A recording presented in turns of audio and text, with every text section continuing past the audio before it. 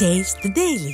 மதுரை மேற்கு சட்டமன்ற தொகுதிக்குட்பட்ட கரிசல் குளத்தில் அரசு ஆரம்ப சுகாதார நிலையம் கட்டுவதற்கான பூமி பூஜை நடைபெற்றது. சட்டமன்ற மேம்பாட்டு நிதி ஒதுக்கீட்டிலிருந்து 15 லட்சம் ரூபாய் மதிப்பீட்டில் அரசு ஆரம்ப சுகாதார நிலையம் கட்டுவதற்கான பூமி பூஜையை முன்னாள் அமைச்சர் செல்லூர் கே ராஜு துவக்கி வைத்தார். கழக நிர்வாகிகள் மற்றும் பொதுமக்கள் பலர் இந்த நிகழ்வில் பங்கேற்றனர். திருவண்ணாமலையில் வேளாண் திட்டங்களில் ஊழல் செய்யும் விடிய அரசை கண்டித்து விவசாயிகள் போராட்டம் நடத்தினர்.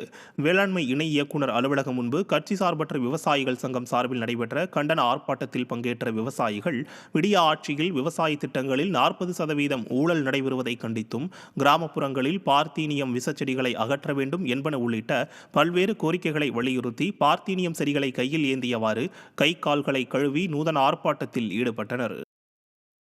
மகளிர் நிதி இலவச திட்டங்கள் அனைத்தும் 40% 50% பேங்கிங் கலைச்செடி போல் அனைத்து திட்டங்களிலும் ஊழலும் முறைகேடும் இருக்குது, விவசாயிகளுக்கு கிடைக்கல.